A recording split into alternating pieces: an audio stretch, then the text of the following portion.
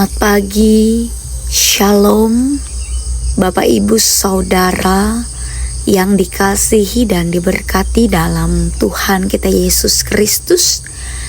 Dimanapun saat ini kita berada, salam dalam kasih Tuhan Yesus Kristus bagi kita semua.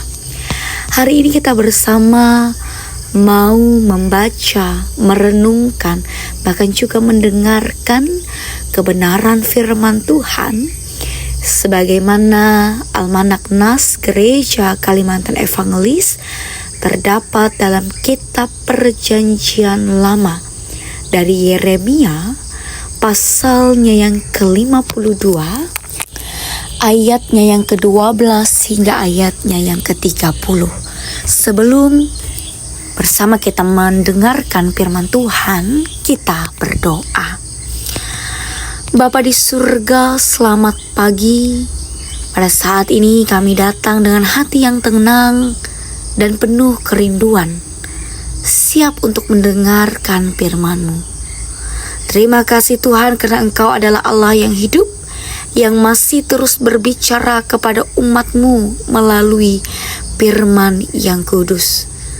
Sucikanlah hati dan pikiran kami, agar kami tidak hanya mendengar dengan telinga, tetapi juga mengerti dengan hati.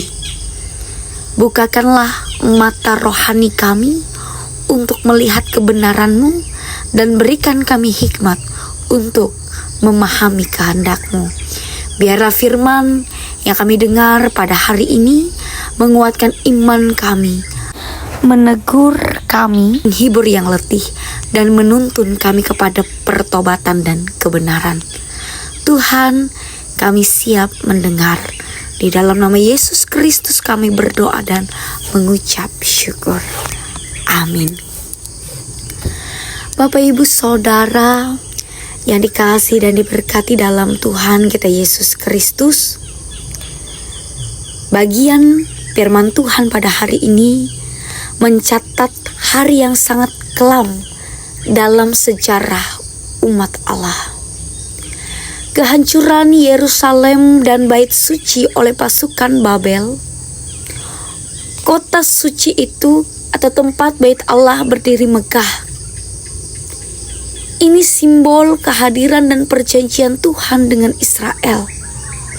Dihancurkan, dibakar, dan dijarah. Para pemimpin dibunuh, rakyat diangkut ke pembuangan, dan tanah perjanjian menjadi puing-puing. Menjadi pertanyaan bagi kita bersama pada saat ini, mengapa Tuhan mengizinkan hal ini terjadi? Jawabannya tidak lain karena bangsa itu telah berulang kali menolak Tuhan. Mereka terus menyembah berhala, terus menolak firman Tuhan, bahkan menganiaya nabi-nabi yang diutus untuk memperingatkan mereka, termasuk Yeremia sendiri. Setelah puluhan tahun, kesabaran Tuhan diabaikan, penghakiman pun datang. Namun, di balik semua kehancuran yang terjadi, ada sisa dan pengharapan yang diberikan.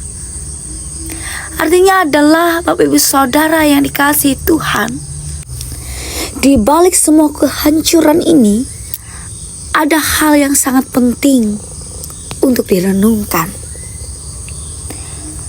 Tuhan serius terhadap dosa, tetapi Dia juga setia terhadap janjinya. Jumlah orang yang dibawa ke pembuangan dicatat dengan teliti. Ini menunjukkan bahwa meskipun penghakiman datang, Tuhan tetap memperhatikan umat-Nya. Ia tidak melupakan mereka. Dari sisa yang dibuang inilah, kelak akan lahir generasi yang kembali dan membangun ulang Yerusalem. Artinya, harapan masih ada. Ada beberapa hal yang boleh kita pelajari dalam kehidupan kita sebagai orang percaya pada saat ini.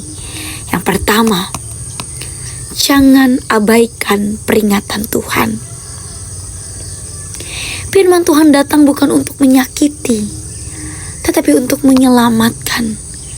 Ketika kita mengabaikan tegurannya, kita sedang berjalan menuju kehancuran.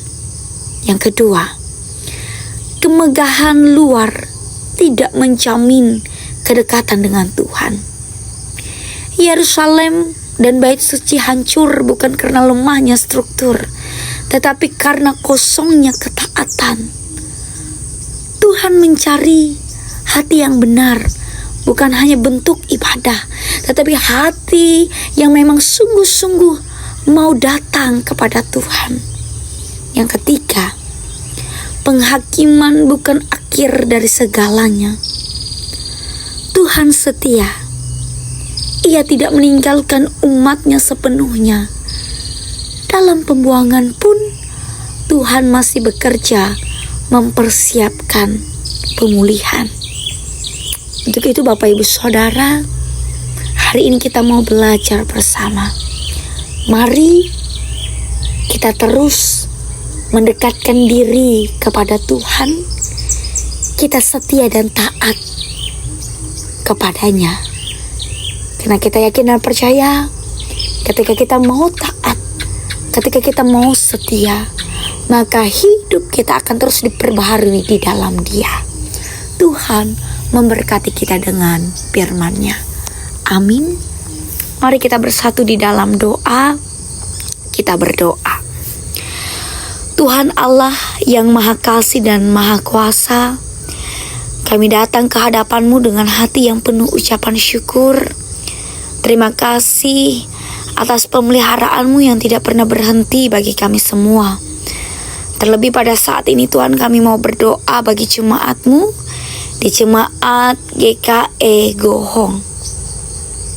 Bapa di surga, pada kesempatan ini kami mau berdoa bagi seluruh warga jemaat yang ada di Gohong. Mereka yang saat ini sedang berjuang bekerja, memenuhi kebutuhan hidupnya dengan berbagai macam profesi dan pekerjaan. Mari Tuhan Engkau memberkati kehidupan mereka. Setiap usaha dan pekerjaan yang mereka lakukan untuk memenuhi kebutuhan hidup mereka, diberkatilah mereka Tuhan. Agar mereka tidak hidup berkekurangan di dalam Tuhan, tetapi mereka akan hidup berkelimpahan, bahkan berkecukupan di dalam Tuhan. Kami juga mau berdoa Tuhan bagi jemaat ataupun majelis jemaat GKE Gohong. Diberkatilah setiap pertumbuhan iman dan pelayanan mereka. Biarlah mereka boleh bertumbuh dalam pengenalan akan Tuhan. Beri mereka semangat untuk melayani, memberi diri dan menjadi terang di tengah kehidupan mereka berjemaat. Berkatilah para pendeta, vikaris, penatua dan diakon, siapapun mereka yang terlibat dalam pelayanan, agar mereka boleh melayani dengan kasih dan ketulusan. Lindungilah jemaat-Mu Tuhan. Jauhkan mereka dari perpecahan, kejahatan, orang-orang yang ingin merusak kehidupan mereka. Tetapi satukanlah mereka dalam kasih Kristus, agar mereka boleh menjadi satu tubuh yang kuat dan hidup. Tuhan, kami percaya Engkau yang memulai pekerjaan baik di tengah kehidupan jemaat GKE Gohong, Engkau juga yang akan menyempurnakan sampai pada hari kedatangan-Mu nanti. Terima kasih Tuhan, terpujilah Engkau. Kami menyerahkan kehidupan jemaat GKE Gohong, dari yang muda sampai yang tua, semuanya berharga di mata Tuhan. Semuanya akan dipelihara, dijaga, dilindungi oleh Tuhan. Kami menjadi tamu yang tetap tamu yang setia di dalam kehidupan mereka.